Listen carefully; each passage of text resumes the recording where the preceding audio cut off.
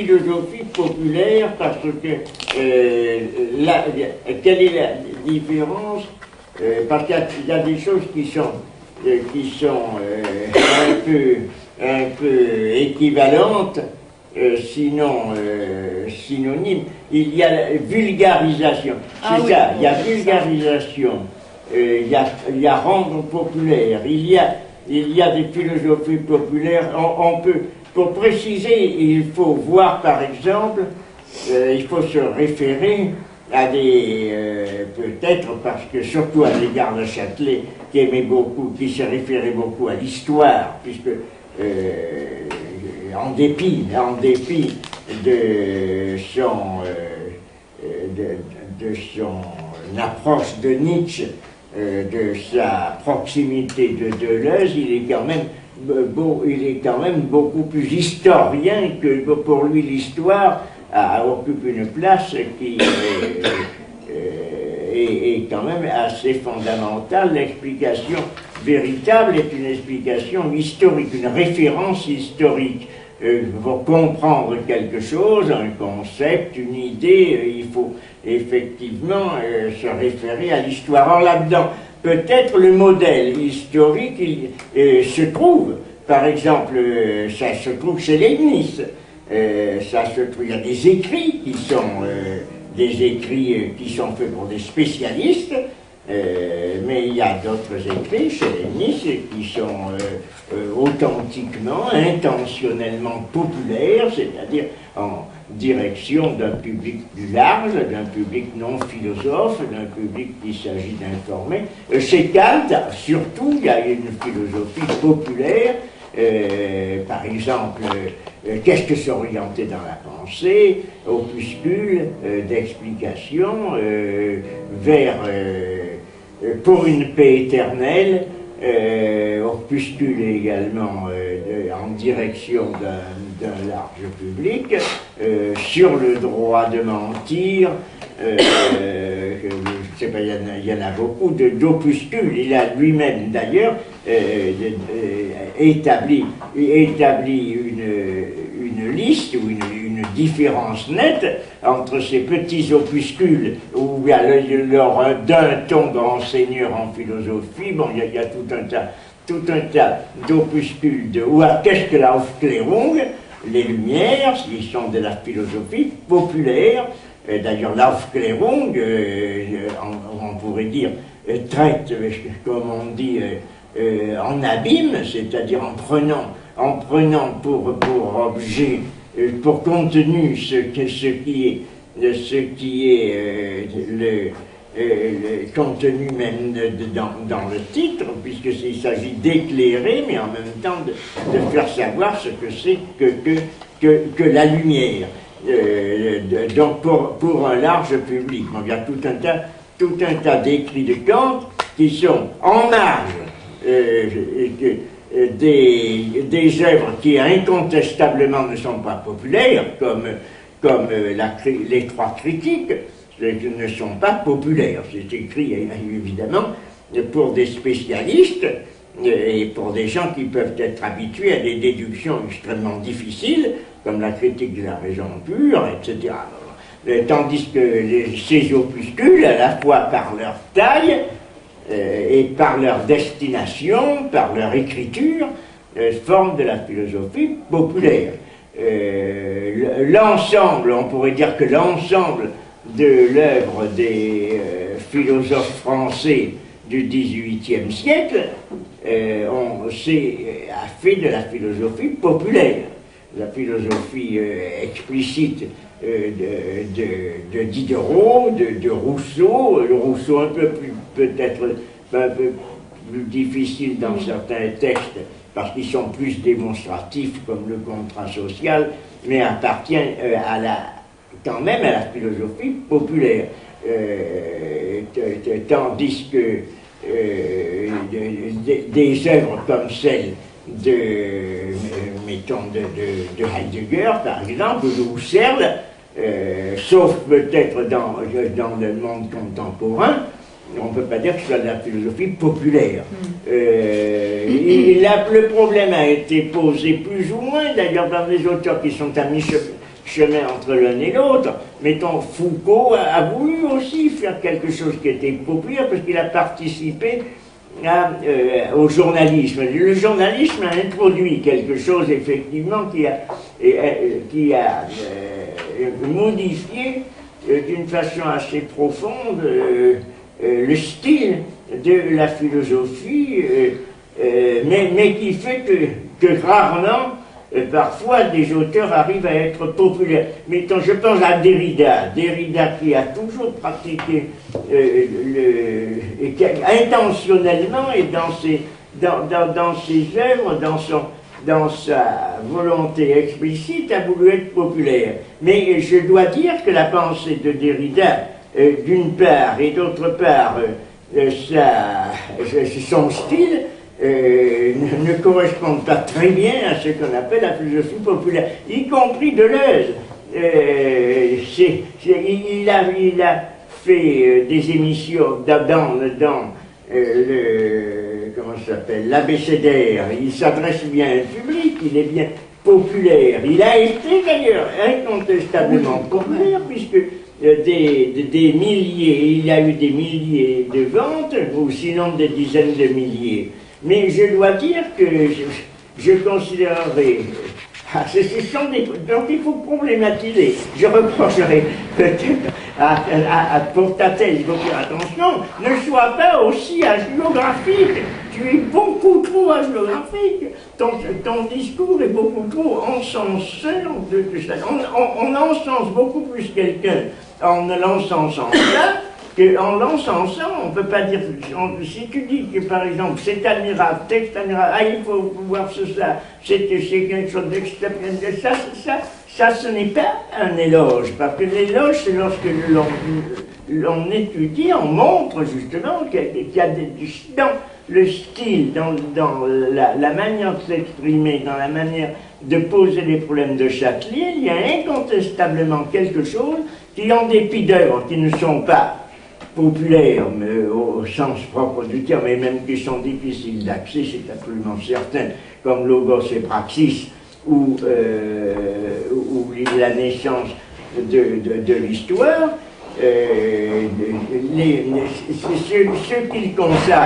ce qui consacre à la radio, ce qui consacre à des écrits journalistiques est incontestablement, pour la plupart des cas, il faudrait voir, il y en a peut-être qui ne sont pas populaires, qui sont plus écrites ou prononcées pour un public spécialisé, mais généralement, on pourrait malgré tout considérer que ce qu'il a écrit entre dans le cadre d'une philosophie populaire, dans sa destination, dans son thème. Et c'est ça, il faudrait voir qu'est-ce que c'est que le populaire, dans sa destination, dans son thème, dans son style, et d'autre part, philosophie, parce qu'on peut être, et tu as eu raison de le signaler au début, c'est bien philosophie parce que c'est pas une philosophie populaire qui céderait justement à ce qu'on pourrait considérer au contraire comme la vogue du moment, les aspirations vagues d'un public, une philosophie correspondant à une pensée faible, à une pensée qui se laisse prendre à tous les leurres, à tous les faux concepts. Tandis que là, il y a quelque chose qui est philosophie dans la mesure où ce sont, il le dit je crois quelque part, où ce sont des constructions, des élucidations de concepts, mais qui sont faites de telle façon qu'elles peuvent être comprises par tout le monde, que ce soit dans le domaine politique, que ce soit dans le domaine scientifique, etc. Alors il faudrait prendre des exemples justement qui consisteraient à à montrer comment cette philosophie est populaire. La philosophie populaire est nécessairement, peut-être pas obligatoirement, mais presque toujours pédagogique. Il est certain qu'une philosophie populaire, c'est une philosophie qui, sans abandonner la rigueur, tu as parlé d'exigence, tu as eu raison, mais alors il faudrait que tu explicites peut-être, je termine, mais pour ne pas accaparer et dévier le propos, il faudrait montrer comment c'est philosophique par l'exigence, c'est populaire par l'expression. C'est quelque chose qui, sans abandonner l'idée philosophique fondamentale, c'est-à-dire de porter au niveau de la définition rationnelle, un peu comme par exemple, quand c'est populaire, lorsqu'on va à Swedenborg, la philosophie de Swedenborg est éminemment populaire, l'idée d'une télépathie, l'idée d'une vision à distance, l'idée d'une communication des esprits dans l'empire, etc. Il n'y a rien de plus populaire que cela, ça correspond à toutes les croyances irrationnelles qui peuvent être désirées par l'ensemble de la foule, l'ensemble du monde. Mais justement, ce populaire correspondrait dans le domaine, par exemple, politique, à ce qu'on appelle du populisme, qui serait tout à fait le contraire d'une véritable politique faite pour le peuple. Donc, c'est pas un reproche que je t'adresse, puisque tu dis toi-même que tu as dépouillé très rapidement et regardé. Mais si tu veux en faire l'analyse, il faut insister sur ces points. L'exigence philosophique, le style qui est utilisé, le public auquel il s'adresse, les thèmes qu'il va traiter, qui ne sont pas nécessairement, par exemple, la naissance de l'histoire. Bon, je ne sais pas s'il l'a traité d'une façon populaire. À la fois, ça intéresse et ça n'intéresse pas le public. Mais ça ne veut pas dire que ça soit exclu. Mais il faudrait voir justement quels sont les thèmes là, qui sont abordés, qui sont ceux qui peuvent entrer dans le cadre de cette philosophie populaire. Il y a eu une intention populaire, même des philosophes qui sont l'image même de l'obscur, comme Heidegger, ont bien eu des intentions populaires. On avait lu avec Georges Bleuss qui en avait fait, qui avait parlé de Max Ernst. Et Max Ernst a fait un compte-rendu extrêmement intéressant à la fin de la guerre d'une conférence de Heidegger qui avait soulevé l'enthousiasme du public d'une centaine de personnes, mais dont il se moque justement comme étant cette popularité d'une sorte de jargon qui est complètement, un peu comme Adorno ensuite a écrit le jargon de l'authenticité, qui soulève l'enthousiasme populaire, mais qui n'a rigoureusement rien de populaire dans son contenu ni dans sa forme. Donc c'est ça. Châtelet n'a jamais été systématiquement anti-heideggerien, mais la façon dont il manie le style et l'expression philosophique est très différente. Et ce n'est pas non plus, bien que Deleuze soit clair, soit souvent populaire dans un certain sens, il est certain qu'il y a des choses qui ne sont pas populaires, ou alors qui ont acquis une popularité d'une façon très bizarre, je dois dire, et un peu paradoxale, comme par exemple Mille Plateaux est devenu populaire, alors que c'est un des textes extrêmement difficile à comprendre. L'anti-Oedipe est devenu populaire, alors que si on prend une page de l'anti-Oedipe, il n'est pas du tout comment d'en faire l'exégèse ni l'explication littérale.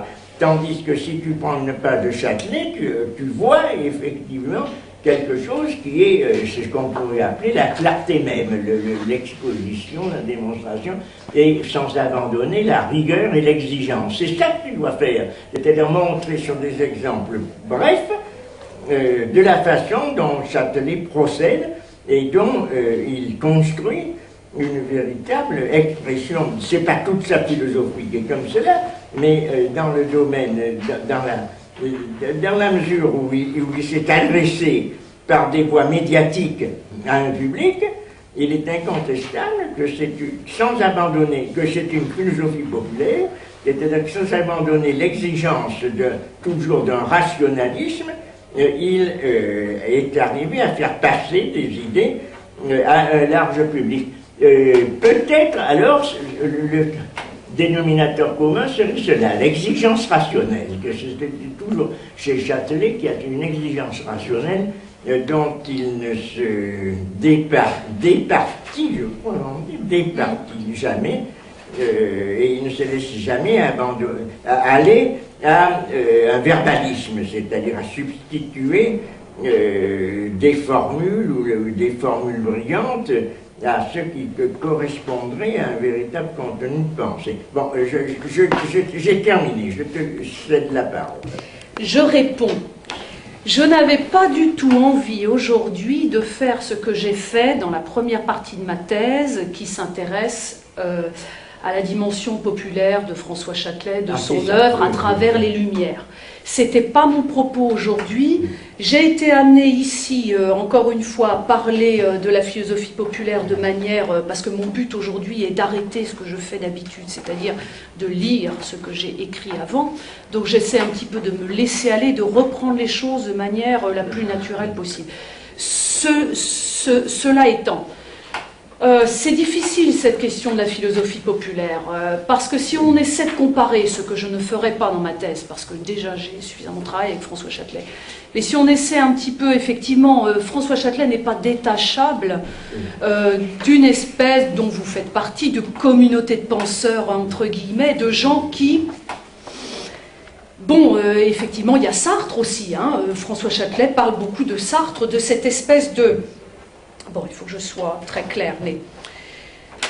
En tout cas, cette notion de philosophie populaire ou de pop-philosophie, comme dit Deleuze, c'est très complexe, parce qu'effectivement, bon, si je parle comme ça du style de François Châtelet, et vous l'avez mieux dit que moi déjà il y a longtemps dans votre article, il y a une clarté du style de Châtelet, il y a une... Alors, je n'arrive pas à retrouver la citation exacte, mais dans une émission, il parle d'une... Voilà. Il s'explique sur... bon, comme vous le savez, François Châtelet a fait des ouvrages collectifs, et notamment son histoire de la philosophie, qu'on a tous été plus ou moins amenés à lire, et avec laquelle on peut travailler aisément. Bon. Et à propos de cet ouvrage, il dit à un moment donné, je crois que c'est à Jacques Chancel, il dit, bon, j'ai demandé aux collaborateurs, c'était une exigence de ma part, qu'ils écrivent dans un langage le plus clair possible, sans jargon, le moins possible. Et donc il poursuit dans cette émission et puis il dit quelque chose comme il y a une exigence, enfin, l'exigence de la clarté, c'est une politesse vis-à-vis du public. Et ça, je trouvais ça très beau. Bon, comme vous le savez, Deleuze a évoqué cette... parce que Deleuze ne détache jamais l'œuvre du penseur et de la figure Châtelet, et il décrit François Châtelet comme un être extrêmement poli. Hein, il pouvait s'adresser à n'importe qui, mais il parle de cette espèce de politesse de François Châtelet qu'on pouvait rencontrer dans les couloirs. Il y a aussi, je crois, Edgar Morin, qui parle de ce moment très spécial quand on était avec Châtelet, où on avait l'impression d'être immédiatement avec lui, dans son monde, enfin voilà. Lié à la politesse aussi pour Edgar Morin. Je crois aussi que Michel Serres en a parlé, hein, je crois dans un article qu'il a fait pour Le Monde, où il parle de... Il dit François Châtelet, je l'appellerai Concorde, ou quelque chose comme ça. Donc toujours cette chose de l'amitié, de la politesse, de l'accueil, et ça m'avait... Voilà, il y a une politesse à écrire clairement. C'est faire preuve de politesse envers le public que d'essayer de leur donner des textes clairs qu'il va pouvoir appréhender le mieux possible. Donc peut-être, on pourrait dire avec François Châtelet, que effectivement, dans certains ouvrages, ça vous avez raison, parce que Logos et Praxis, on ne peut pas dire effectivement que Logos et Praxis soit d'une clarté absolue. Enfin, clarté, dans le sens où il y a nécessité d'utiliser un vocabulaire philosophique qui est essentiel. Voilà, il doit en passer par là. Donc effectivement, on ne peut pas mettre sur un même plan Logos et Praxis, ou même Naissance de l'Histoire, et puis à côté ces ouvrages collectifs qui, eux, effectivement, entrent absolument dans une démarche d'ouverture, de popularisation de la philosophie, enfin, à des publics qui ne sont pas les siens, comment dire, naturellement ou a priori, bon, je ne sais pas trop comment dire. Bon, d'autre part, je voulais quand même, bon, j'avais relu ça, mais pour cette idée de philosophie populaire, Bon, pourquoi j'en ai pas strictement parlé, pourquoi j'en ai pas fait strictement une étude là? Parce que, bon, François Châtelet s'exprime dans un texte de critique 1978, qui s'appelle « La philosophie malgré tout ». D'ailleurs, dans cet ouvrage, dans ce critique, on trouve un petit texte de Deleuze. C'est là que Deleuze a publié « Philosophie et minorité », je crois. Hein, je vous dis ça tout de suite. Il y a un texte de... C'est critique, la philosophie malgré tout. Voilà, donc c'est là, il y a un texte de Jean-François Lyotard, il y a un texte de Deleuze qui s'appelle Philosophie et minorité, hein, je crois. Ça a été republié, c'est ça? Et pourquoi malgré tout?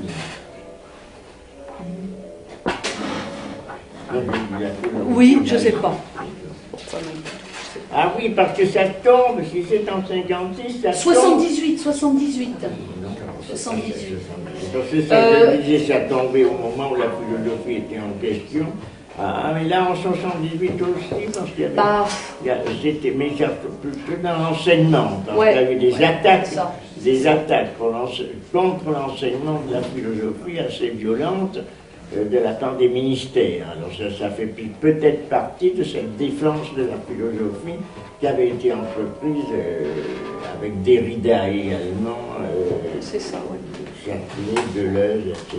Voilà, donc c'est 3 ans après 75, après la réforme Haby, et ils sont dans les luttes avec Derrida pour la défense de l'enseignement de la philosophie. Comme vous le savez, Giscard d'Estaing voulait l'éliminer de l'enseignement, donc voilà. Donc je reprends, et du coup je reprends mon idée pour cette idée de philosophie populaire, parce que vous évoquiez Deleuze et d'autres. La question, la philosophie populaire, elle est déjà dans le style. Bon, mais je crois que le terrain d'entente, c'est ce que vous avez pointé, le terrain d'entente, c'est ouvrir la philosophie, la clarifier le plus possible, hein. Deleuze, effectivement, l'a fait, mais sans jamais perdre l'exigence que réclame la philosophie. Alors ça, chez Châtelet, c'est évidemment, il n'arrête pas de le dire, et je crois que chez Deleuze, ça se voit de toute façon. Deleuze n'a jamais abdiqué sur la philosophie est un travail sérieux, c'est sérieux de faire la philosophie, c'est pas le grand n'importe quoi, et en même temps, je suis à Vincennes, et je l'ouvre aux fous, je l'ouvre aux détraqués, je l'ouvre aux travailleurs, je l'ouvre, mais son exigence, voilà, elle est toujours là et je la tiens.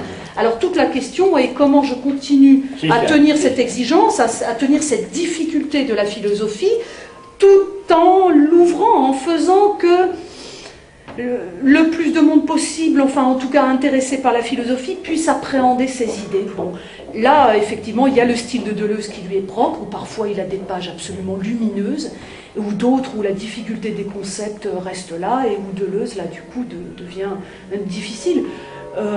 Chez Châtelet, c'est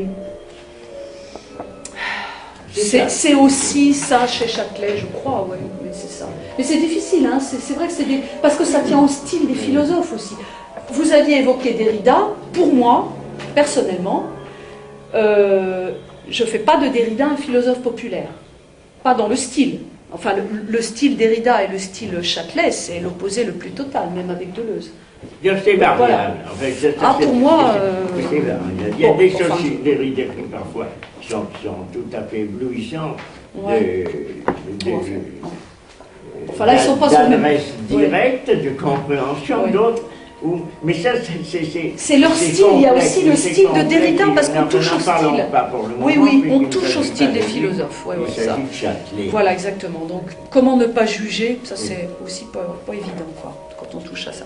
Bon, je voulais simplement, je précise deux secondes par rapport à la philosophie populaire. Donc, dans ce texte-là, de Châtelet, ça s'appelle « Idée d'une philosophie populaire », il écrit donc ça en 78.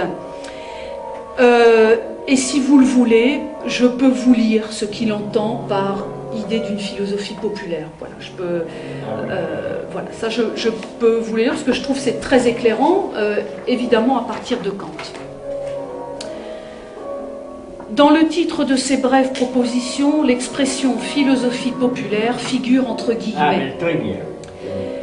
Elle appartient en effet au vocabulaire de Kant, qui désignait ainsi les écrits destinés au-delà des philosophes et des savants, au public intellectuel, à ceux qui s'intéressent aux choses de l'esprit et en particulier aux affaires morales et politiques. En adoptant cette terminologie, il s'inscrivait en l'élargissant dans la perspective dite des Lumières. Il comptait sur ces intellectuels pour développer indéfiniment et de proche en proche la société des esprits, jusqu'à constituer le règne des fins, où chacun soit législateur et sujet, règne rendu possible par l'autonomie de la volonté. Car à ses yeux, donc aux yeux de Kant, l'accession à l'autonomie du peuple, définie non point comme messie, comme masse, comme nature organique, comme place, mais comme chacun et tous, constituait la force décisive de la lutte contre la tyrannie. Un tel programme peut sembler abstrait aujourd'hui, que les Lumières ont été partiellement détournées, accaparées, asservies par le pouvoir des États et des groupes qui y exercent leur despotisme. Il a cependant l'éminente vertu, semble-t-il, d'apporter des éléments importants dans la compréhension de ce à quoi sert la recherche philosophique. Le projet kantien associe aux longues et minutieuses enquêtes fort spécialisées que sont les trois critiques, des écrits brefs dont l'intérêt général et les enjeux apparaissent immédiatement au public, écrits diffusés dans des publications largement ouvertes, la Berlinische Monatsschrift, excusez mon allemand, et l'Allgemeine Literaturzeitung, entre autres. Cette manière de faire est révélatrice du statut que les philosophes, même ceux qu'on se plaît du côté du marxisme élémentaire et des tenants des sciences humaines à qualifier de spéculatifs, entendent donner à leur entreprise. Quoi qu'en paraisse vouloir dire la malheureuse 11e thèse sur Feuerbach, les philosophes ont toujours voulu transformer le monde.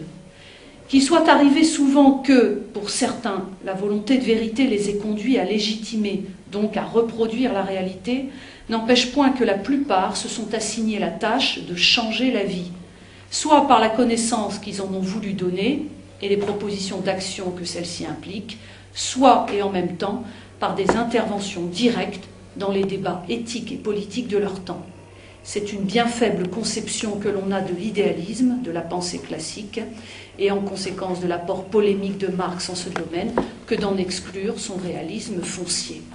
Donc là, je crois que François Châtelet est très clair avec l'exemple de Kant, et ça dit un peu ce que voilà, vous pointiez, c'est effectivement cette idée de philosophie populaire, mais c'est ce que dit François Châtelet d'ailleurs quelque part. Il dit « Je crois qu'il faut des essais de philosophie au sens dur, fort du terme ». Et il dit aussi « Je crois qu'il y a nécessité à côté d'ouvrir, de ne pas rester uniquement dans ce type d'écrit ». Donc voilà, effectivement, d'où on ne pourrait pas dire que toute l'œuvre de François Châtelet soit populaire au sens d'essayer d'être ouverte dans son style même à tout type de public. Non, on ne pourrait pas dire ça de Naissance de l'Histoire ou Logos et Praxis. Bon, voilà, moi, je voulais juste un petit peu préciser ça, mais voilà, c'est un... Alors, bon, si vous le voulez, là, je vous donne un petit peu ce qu'il entend par popularisation de la philosophie. C'est un petit paragraphe, je peux le lire si ça vous embête pas, si ça... Voilà. Donc, ce qu'il entend par la popularisation de la philosophie, et plus généralement la mise à la disposition de ce qu'il faut bien appeler, faute de mieux, le public des données culturelles, afin que chacun puisse s'y attacher de lui-même, et à y voir de plus près avec son expérience et ses préoccupations singulières, sont concomitants d'une recherche approfondie. Sinon, l'opération n'est que de propagande. Donc il y a toujours cette chose chez François Châtelet, certes ouverture, popularisation, donner à lire à ceux qui le veulent, et donc donner à lire, c'est-à-dire dans un style le plus clair et le plus simple possible, en évitant le jargonnage, voilà, ça c'est la démarche de François Châtelet. Et en même temps, ça n'empêche pas, vous parliez de vulgarisation, effectivement, la vulgarisation est quelque chose que François Châtelet rejette à plusieurs reprises. Il différencie bien la vulgarisation de la popularisation. Pour lui, vulgariser, c'est justement cette idée d'un abaissement, de s'abaisser et d'abaisser la philosophie. Or, dans la popularisation, il ne s'agit pas d'abaisser, il s'agit de faire un travail qui ouvre, qui donne à lire, qui permette de lire des gens dont ça n'est pas le métier d'être des philosophes. Bon. Et ce n'est pas du tout la même démarche que la vulgarisation, effectivement, que Châtelet rejette, en tout cas, voilà, au sens de s'adresser au commun, bon, au commun au sens péjoratif du terme, si on le bon. Effectivement, là, il dissocie. Donc, ouvrir et en même temps tenir la recherche. Alors, effectivement, c'est le Collège international de philosophie, c'était le projet qu'ils ont mis en place avec Derrida, Faye, le cours. C'est effectivement... bon, c'est dans le rapport bleu, ça, je ne dis rien de nouveau, mais la recherche est pour eux au fondement. Hein, popularisation et recherche, popularisation et exigence de ce que le discours philosophique réclame comme travail et comme sérieux. Voilà. Donc sinon l'opération n'est que de propagande, bon, on pense aux nouveaux philosophes, et comme tel, ces effets ne durent qu'autant que se maintiennent les pouvoirs privés ou publics qui la soutiennent. En fait, le projet d'une philosophie populaire repose sur l'idée que la forme savoir, celle qui prétend enfermer la vérité de l'être entre la première et la dernière page d'un livre, du livre, forme héritée de la révélation, et qui culmine dans les grands systèmes du XIXe siècle, est une supercherie. Donc la forme savoir est une supercherie. C'est ça aussi que ça veut dire pour Châtelet, la popularisation de la philosophie. C'est se séparer aussi d'un certain type de discours en philosophie, qui est le discours savoir avec un grand S, le discours fermé, absolu de la vérité, qui pour Châtelet, dont le départ pour Châtelet est Platon, et la fin, entre guillemets, c'est Hegel.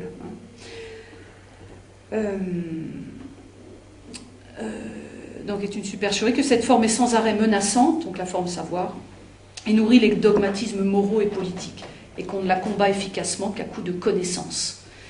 Bon, là je peux... Que l'élaboration de ces connaissances, effectivement les connaissances, alors là pour François Châtelet, ne sont pas du donné, c'est pas des informations.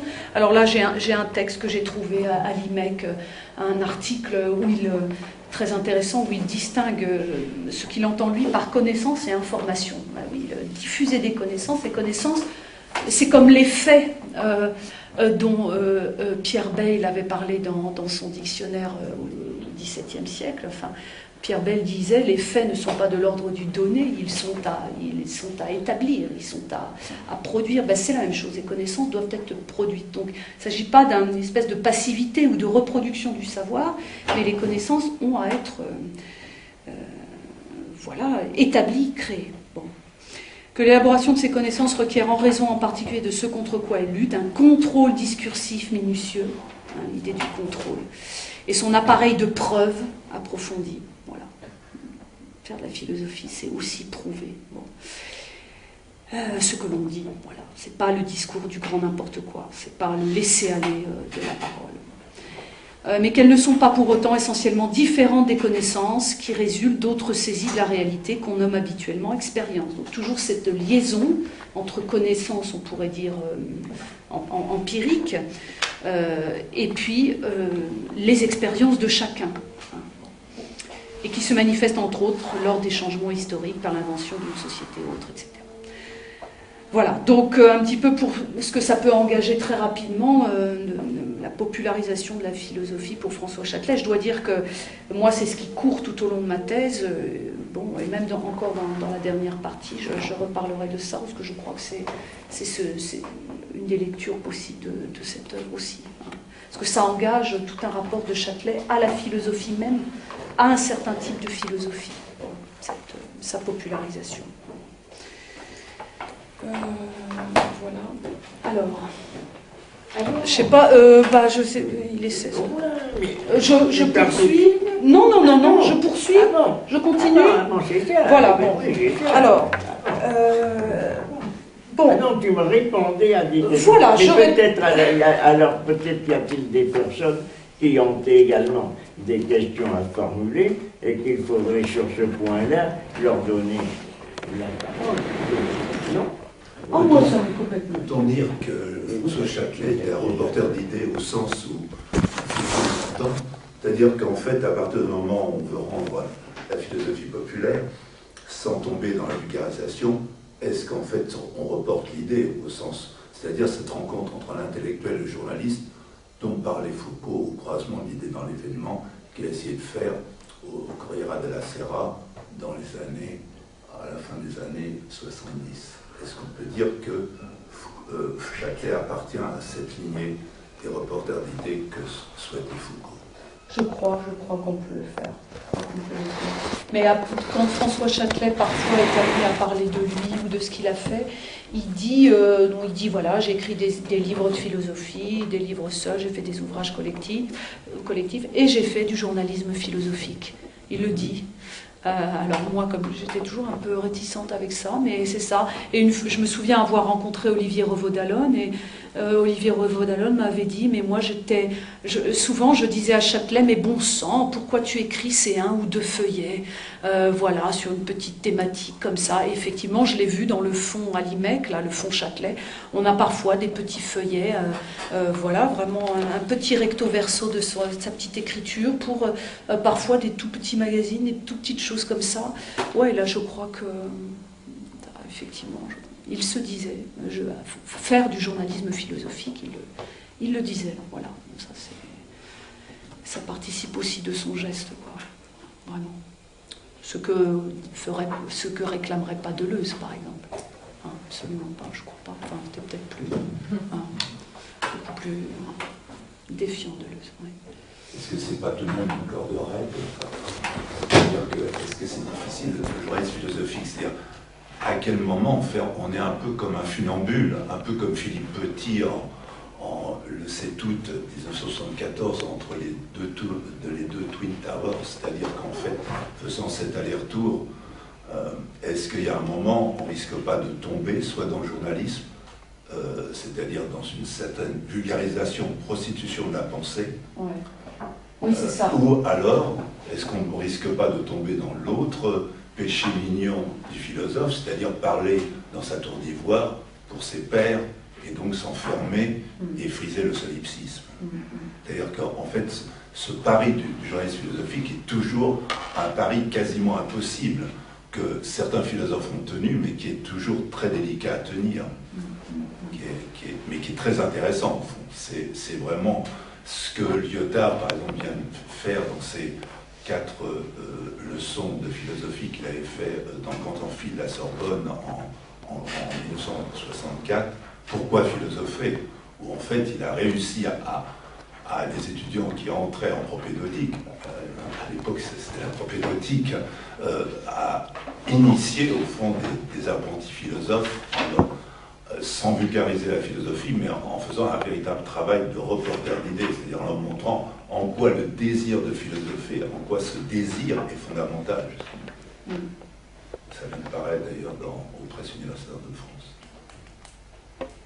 D'ailleurs, c'est tout de même un pari toujours délicat, que Foucault d'ailleurs a vite abandonné, au fond, parce qu'en fait, il a vu un gouffre aussi. Mais c'est la tentation de beaucoup de penseurs. Je crois que Châtelet aussi va dans ce sens, à différence d'un Deleuze qui était plus, même si à certains moments il essayait, mais Châtelet a essayé aussi dans cette voie délicate, sans employer le nom de reporter de Deleuze. C'est délicat ce que l'on dit. C'est délicat, mais l'exigence, elle est la même dans l'enseignement pour Châtelet. C'est la même chose. La problématique, elle est la même. Pour lui, enseigner, c'est aussi tenir ce côté du populaire, quoi, de la philosophie. Enfin, la philosophie, il n'y a pas besoin de mettre grande, à la portée des lycéens, puisqu'il est très longtemps resté au lycée, Châtelet, une 20aine d'années, puisque sa soutenance de thèse s'était pas très très bien passée, donc il est resté sur la 2e liste, je crois, très longtemps. À l'époque, il y avait 2 listes. Et donc, la première fois qu'il entre à l'université, c'est quand il est appelé par Foucault, donc en 69. Donc, à partir du moment où il a eu l'agrégation, c'est-à-dire en 48 ou quelque chose comme ça, jusqu'à 69, il a été prof de lycée, et notamment, aussi prof de classe prépa. Mais l'exigence, elle est... Dans l'enseignement, on retrouve aussi cette exigence de François Châtelet. Et c'est d'ailleurs, là, je termine la 3e partie je tourne autour je traite la question de l'enseignement chez François Châtelet. Et c'est vraiment ça, c'est que d'une certaine manière, ce qu'il a fait dans son œuvre et ce qu'il a été comme enseignant et ce qu'il a aussi produit en termes d'institutions avec Derrida, le Collège international de philosophie, ou ce qu'il a fait ici à Paris 8 en tenant ce département et en tenant, c'est-à-dire aussi en termes d'idées et de ne pas lâcher justement cette exigence de la philosophie tout en la destinant pas a priori à un public meilleur qu'un autre ou plus doué qu'un autre. Ça se retrouve effectivement dans tous les compartiments de la vie et de la pensée de François Châtelet. Vraiment ouais, ça dans l'enseignement c'est très très clair. Bon là ça n'est pas mon propos, mais effectivement la grande réflexion de François Châtelet sur l'enseignement qui va jusqu'à la fin de sa vie. À la fin de sa vie, il n'y a plus rien qui est détachable, quoi. L'enseignement est fondamental.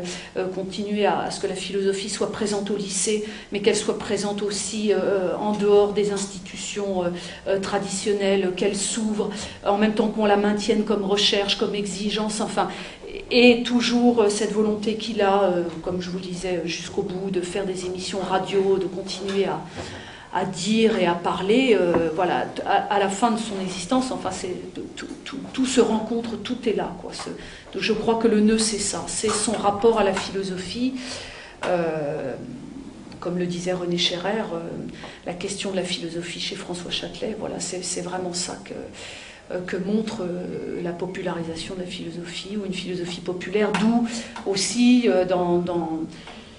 dans le fond François Châtelet, j'ai trouvé une lettre adressée à Jack Lang au moment où Lang fait son discours à Mexico, c'est ça, où il s'attaque un petit peu aux Américains et à ce qu'ils font de la culture, de la culture de masse. Voilà, c'est la question, voilà, on touche à la question de la culture, enfin, et la philosophie chez François Châtelet. Enfin, ça n'est pas déliable tout ça. La question de la popularisation de la philosophie, l'ouvrir en même temps, tenir son exigence et son sérieux, ça a aussi partie liée à ce qui est fait de la culture dans les sociétés actuelles. Je veux dire, la philosophie manifeste ça, et est là pour en plus le tenir. Enfin, Châtelet, c'est ça.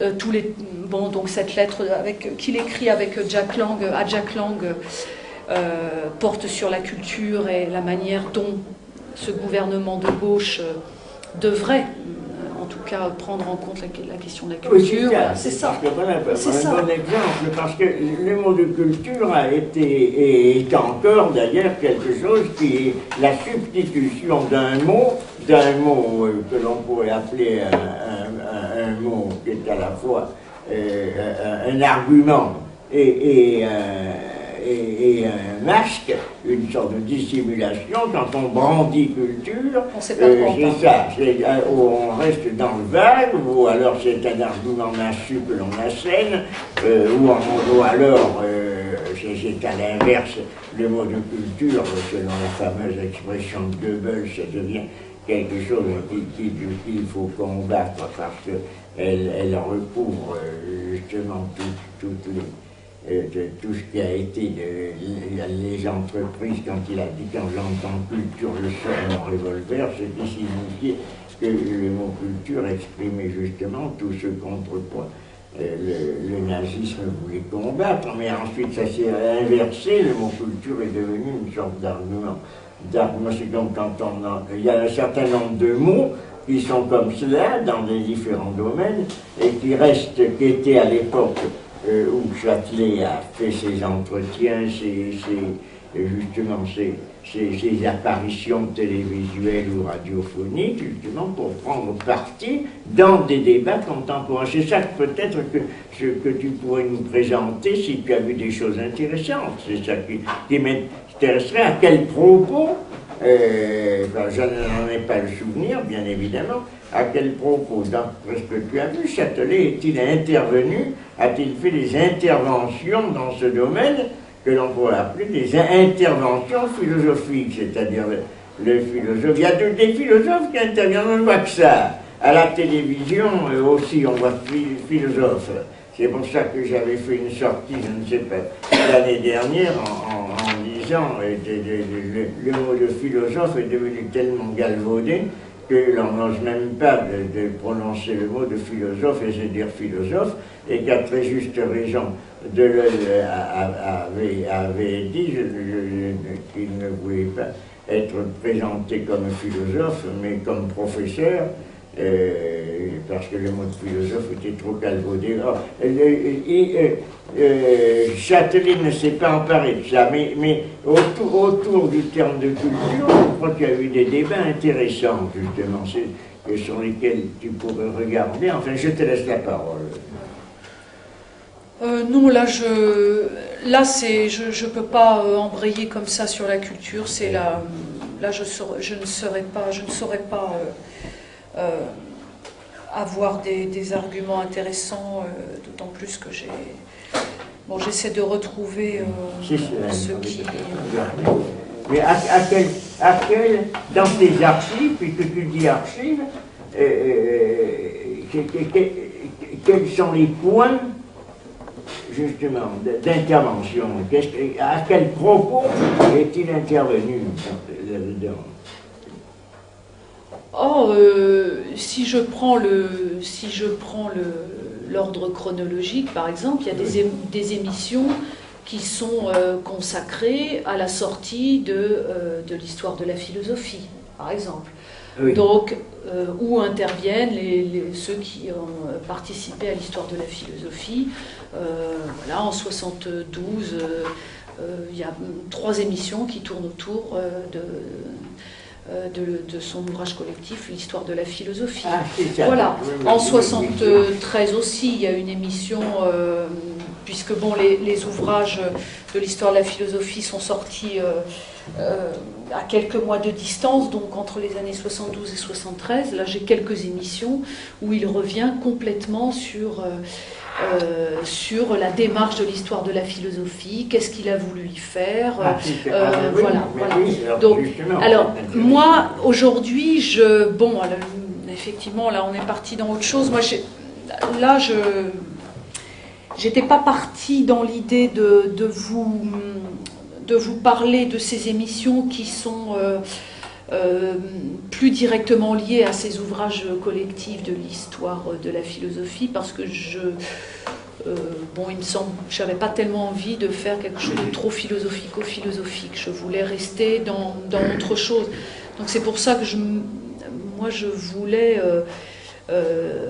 profiter aujourd'hui de travailler sur, de rendre compte d'une émission que je trouve très intéressante, et toujours dans la démarche de poursuivre ce que je fais en ce moment dans ma thèse, de prendre une émission sur la musique, puisque voilà, bon, s'il faut que je sois plus claire, François Châtelet et l'histoire de la philosophie, d'abord je viens de travailler là-dessus, donc j'ai pas envie de repartir là. Et puis c'est finalement quelque chose d'assez attendu. Moi ce qui m'intéresse, puisque je me dirige lentement mais sûrement vers la dernière partie de la thèse, ce qui m'intéresse, c'est d'une certaine manière est-ce qu'on peut dire ça, je ne sais pas, mais le dernier Châtelet, quoi. C'est-à-dire que François Châtelet, comme vous le savez, est mort jeune, à 60 ans, c'est quand même très, très jeune. À la fin dans les dernières années de sa vie, il reprend un petit peu, puisqu'il est malade, il a des rémissions, mais il est malade. Dans les dernières années de sa vie, il reprend un peu son œuvre, voir ce qu'il a fait. Et puis, il dit souvent, j'ai ce projet où ce que j'ai voulu faire, c'était ce qu'il appelle une physique de la qualité. Voilà, le projet d'une physique de la qualité. Donc moi, j'étais plutôt aujourd'hui partie là-dessus. Voilà. Et notamment par rapport à la musique. Alors, simplement pour dire que... Une physique de la qualité. Physique, par rapport à Lucrèce. Il évoque ça dans la Chronique des idées perdues. Le seul qui en parle, à ma connaissance, c'est Jean Clémartin, dans le texte qu'il m'avait écrit pour la journée d'études que j'avais faite. Voilà. Donc, ça va? Oui. De côté, tout le rapport très classique, ou en tout cas attendu chez François Châtelet, de son rapport à l'histoire de la philosophie. Donc parce qu'il faut bien faire un choix, j'avais pas envie de repartir là-dessus, j'avais donc envie de repartir sur des émissions qui sont absolument, qui sont très belles, je le répète, tant pis, c'est pas philosophique de dire ça, mais j'en démords pas, ce sont deux très belles émissions. Et qui donc traite, moi, d'un rapport qui m'intéresse, qui est le rapport de François Châtelet à la musique. Donc je prends cette émission et Alors pourquoi est-ce que je m'intéresse à ça? Parce que François Châtelet, donc si je reprends cet ouvrage dont je vous parlais tout à l'heure qui s'appelle La chronique des idées perdues, il y a un chapitre qui s'appelle, je crois, si je ne me trompe pas, Le bon plaisir, donc dans la chronique des idées perdues, et qui est un chapitre où François Châtelet traite, c'est pas un bon mot, mais parle de son rapport à la musique. Or, pour moi, là encore, ça fait partie, il le dit lui-même d'ailleurs, la musique manifeste là encore son rapport à la philosophie et, je dirais, une destitution, ou la destitution d'une certaine image de la philosophie. Voilà, donc c'était un peu là-dedans que j'étais avec cette émission sur la musique. Donc ce concert égoïste. C'est une émission de radio? Oui, je ne parle que d'émissions de radio, je ne m'intéresse pas à la télévision, puisque dans la transcription, ça ne marchait pas. Donc la présentatrice, je ne la connaissais pas, mais je vous la donne quand même, puisque c'est quand même l'auteur de cette émission. Elle s'appelle Claude Maupomé, et elle a fait 2 émissions sur France Musique avec François Châtelet sur la musique, et ce sont de très très belles émissions, au sens où elles sont très très bien pensées, voilà, et où François Châtelet, là, s'exprime de manière libre. Donc, on le laisse parler véritablement. Donc, comme on a parlé beaucoup, je vais sauter. Et qu'est-ce qu'il dit, lui? Alors, voilà, donc là, dans cette émission, donc cette émission commence par où il se présente un petit peu lui-même, mais ça, je vais laisser, et où il évoque son rapport à la musique dans cette émission. Alors, ce qu'il dit de la musique. Bon, il y a déjà le rapport de François Châtelet à la musique, c'est un rapport où il refuse absolument la sociologie de la musique, c'est-à-dire de considérer, d'avoir un rapport avec la musique qui soit de l'ordre d'une sociologie. Pour lui, il le dit,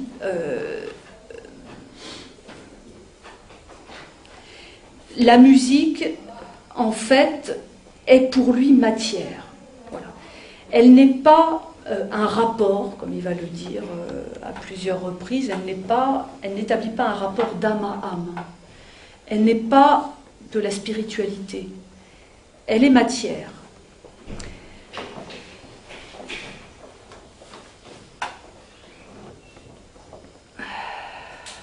Du coup, je suis complètement... La sociologie de la musique m'agace à un point incroyable. On ne peut pas faire une sociologie. Que dit-il? Par exemple, la sociologie de la musique m'agace à un point incroyable. On ne peut pas faire une sociologie de la musique. Il faut d'abord expliquer ce qui se passe dans la musique, dans notre musique, dans la musique de la culture occidentale, puisque c'est malheureusement la seule que je connaisse et que j'apprécie. Peut-être les deux vont ensemble. Je crois que les autres musiques valent très largement, mais je ne les connais pas. Pourquoi elles ne figurent pas dans ce concert? Oui, je suis très irritée par les prétentions à déduire ou à induire la réalité musicale d'autre chose qu'elle-même. Attends, qu'est-ce qu'il dit? Je suis très irritée par les prétentions à déduire ou à induire la réalité musicale d'autre chose qu'elle-même. Alors, en ce sens, de cette manière... Ah oui, je comprends ce que ça veut dire. Donc, alors là, il prend, parce que c'est une émission qui, en fait, François Châtelet a décidé des morceaux de musique qui sont donnés dans cette émission. Il les choisit un par un, et à chaque fois, donc il y a un intermède musical, et puis lui reprend la parole avec la présentatrice. Mais c'est comme ça qu'il faut le présenter. Alors, voilà. C'est une émission. Oui, mais c'est pas facile. Quels sont les morceaux musicaux? Alors là, c'est un concerto pour clavecin de Manuel de Falla. Donc j'écris.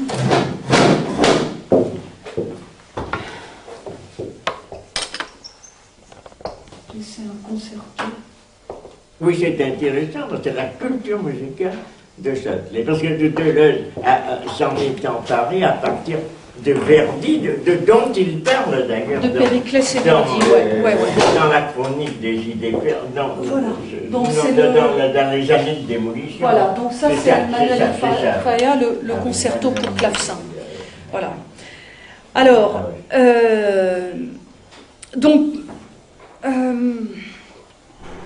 donc là, je passe un petit peu, il explique en quoi le concerto de Manuel de Falla a été une découverte tardive pour lui. Et puis, il explique ce que ça fait.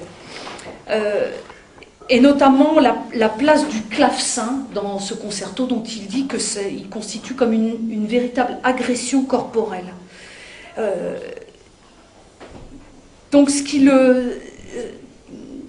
démarre cette émission comme ça en disant que pour lui, la musique, elle a d'abord à voir avec de la chair ou avec du corps. À plusieurs reprises d'ailleurs, il dit elle pénètre le corps, elle est vibration, elle n'est donc pas spiritualité, elle n'est donc pas échange d'âme à âme. D'abord, ce sur quoi elle agit, c'est sur le corps. Elle est matière agissante sur la matière. Et alors, bon, François Châtelet précise, il dit bon là, il faut que je lise des petites choses, ce serait peut-être mieux. Et dans cette émission, on entend l'exécution du concert. Absolument, oui. Ah oui, on s'est donné et ensuite... Voilà. Je comprends comment ça se passe. Voilà, c'est une émission. Comment ? C'est une réflexion de Châtelet sur toutes les œuvres que l'on donne à entendre. Présenter un peu ça, faire... on ne peut pas sortir les... Si nous sommes dans un cours sur la vie, il faut être pour. Il faut être pour. Oui, attendez, oui. Déjà, ce n'est pas tellement commode d'entendre parler d'une émission que l'on n'entend pas et qui a été retranscrite, donc il faudrait mieux laisser parler intégralement Nathalie pour que moi qui suis sourd, et en plus pour comprendre une émission que je n'entends pas et retransmise à partir de... C'est très difficile. Donc il faut et n'ayant pas présent à l'esprit le concerto de Manuel de Falla. Donc c'est pas commode. Donc prends la parole. Je vais lire ce que dit François Châtelet ici. Oui, je suis désolée, effectivement, je parle de choses et je ne peux, mais ça, on ne peut pas sortir les émissions de l'INA. Hein. Bon, vous savez qu'on ne rentre pas à l'INA comme ça. Hein. Et que ceux qui peuvent sortir des émissions sont des journalistes accrédités ou des gens qui font des ouvrages. On ne sait pas donner, on ne peut pas les sortir les émissions. Hein. Voilà, il n'y a que... Je ne parle pas des émissions, je parle de la musique. Ah, ça... Attendez. Oui, bien sûr. Prends la parole. Oui, donc je ne vais pas dire à qui il fait référence, je vais simplement donner ses idées comme je voulais le faire au départ. Vas-y. Donc voilà Voilà, donc pour lui, pour Châtelet, là il le dit, ce à quoi je suis peut-être le plus sensible, c'est le fait que c'est une musique toute de chair, toute de corps. Quand je parlais d'agression par le clavecin tout à l'heure, je parlais effectivement du fait que c'est une musique qui vous pénètre, qui pénètre le corps de l'auditeur, et pour moi c'est une manière de critère de la réussite musicale. Que ce soit la caresse ou que ce soit la violence, la musique a un rapport avec le corps, et une musique qui ne réussit pas ça manque. Si elle s'adresse seulement à l'anecdote, ça ne va pas. Il faut aussi que le corps soit en jeu. Alors, François Châtelet, cela dit, précise un petit peu après que le mot corps est peut-être pas tout à fait adéquat, au sens où il dit que le mot corps, l'expression n'est pas bonne, dit-il, parce que le corps, ça fait toujours penser aux données biologiques, au médical. Donc il dit, si je... Philosophie populaire, parce que quelle est la différence? Parce qu'il y a des choses qui sont un peu équivalentes, sinon synonymes. Il y a la vulgarisation, c'est ça, il y a vulgarisation, il y a rendre populaire, il y a des philosophies populaires, on peut, pour préciser, il faut voir par exemple, il faut se référer à des, peut-être parce que surtout à l'égard de Châtelet, qui aimait beaucoup, qui se référait beaucoup à l'histoire, puisque en dépit de son approche de Nietzsche, de sa proximité de Deleuze, il est quand même beaucoup plus historien que pour lui l'histoire occupe une place qui est quand même assez fondamentale. L'explication véritable est une explication historique, une référence historique. Pour comprendre quelque chose, un concept, une idée, il faut effectivement se référer à l'histoire. Or là-dedans, peut-être le modèle historique se trouve, par exemple, ça se trouve chez Leibniz, ça se trouve, il y a des écrits qui sont faits pour des spécialistes, mais il y a d'autres écrits chez Leibniz qui sont authentiquement, intentionnellement populaires, c'est-à-dire en direction d'un public plus large, évidemment, pour des spécialistes et pour des gens qui peuvent être habitués à des déductions extrêmement difficiles, comme la critique de la raison pure, etc. Tandis que ces opuscules, à la fois par leur taille et par leur destination, par leur écriture, forment de la philosophie populaire. L'ensemble, on pourrait dire que l'ensemble de l'œuvre des philosophes français du XVIIIe siècle a fait de la philosophie populaire. La philosophie explicite de Diderot, de Rousseau, le Rousseau un peu plus, peut-être un peu plus difficile dans certains textes, parce qu'ils sont plus démonstratifs, comme le contrat social, mais appartient quand même à la philosophie populaire. Tandis que des œuvres comme celle mettons, de Heidegger, par exemple, ou de Husserl, sauf peut-être dans le monde contemporain, on ne peut pas dire que ce soit de la philosophie populaire. Le problème a été posé plus ou moins, d'ailleurs, dans les auteurs qui sont à mi-chemin entre l'un et l'autre. Mettons, Foucault a voulu aussi faire quelque chose qui était populaire, parce qu'il a participé au journalisme. Le journalisme a introduit quelque chose, effectivement, qui a modifié d'une façon assez profonde le style de la philosophie d'un public non philosophe, d'un public qui s'agit d'informer. Chez Kant, surtout, il y a une philosophie populaire, par exemple, qu'est-ce que s'orienter dans la pensée, opuscule d'explication pour une paix éternelle, opuscule également en direction d'un large public, sur le droit de mentir, je ne sais pas, il y en a beaucoup d'opuscules. Il a lui-même d'ailleurs établi une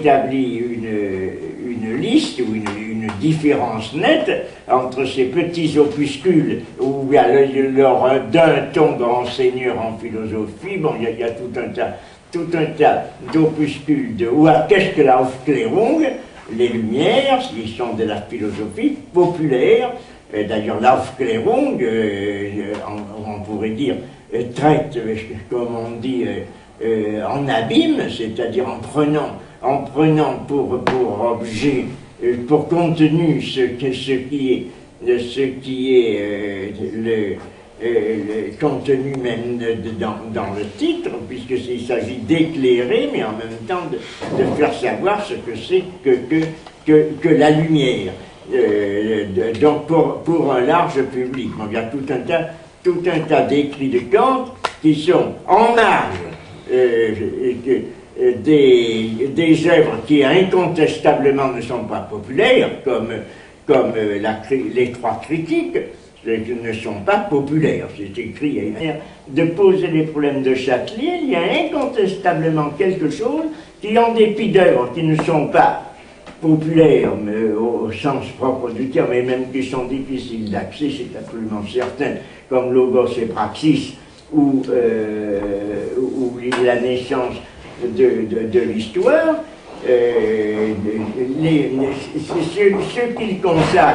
ceux qui consacrent à la radio, ceux qui consacrent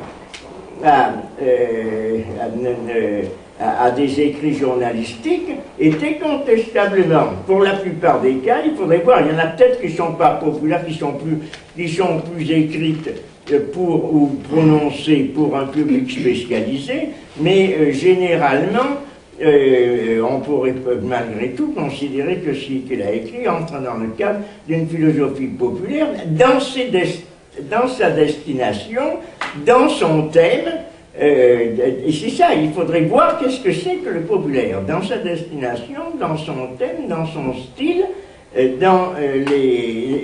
d'autre part, philosophie, parce qu'on peut-être, et tu as eu raison de le signaler au début, c'est bien philosophie parce que c'est pas une philosophie populaire qui céderait justement à ce qu'on pourrait considérer au contraire comme la vogue du moment, les aspirations vagues d'un public, une philosophie correspondant à une pensée faible, à une pensée qui se laisse prendre à tous les leurres, à tous les faux concepts, tandis que là, il y a quelque chose qui est philosophie, mais qui fait que rarement, parfois, des auteurs arrivent à être populaires. Mais quand je pense à Derrida qui a toujours pratiqué, et qui intentionnellement et dans ses œuvres, dans sa volonté explicite, a voulu être populaire. Mais je dois dire que la pensée de Derrida, d'une part, et d'autre part, son style, ne correspondent pas très bien à ce qu'on appelle la philosophie populaire, y compris Deleuze. Il a fait des émissions dans comment ça s'appelle, l'abécédaire. Il s'adresse bien à un public, il est bien populaire. Il a été d'ailleurs incontestablement populaire puisque des milliers, il y a eu des milliers de ventes, ou sinon des dizaines de milliers. Mais je dois dire que je considérerais... donc il faut problématiser. Je reprocherai peut-être pour ta thèse, il faut faire attention, ne sois pas aussi hagiographique. Tu es beaucoup trop hagiographique. Ton discours est beaucoup trop encenseur.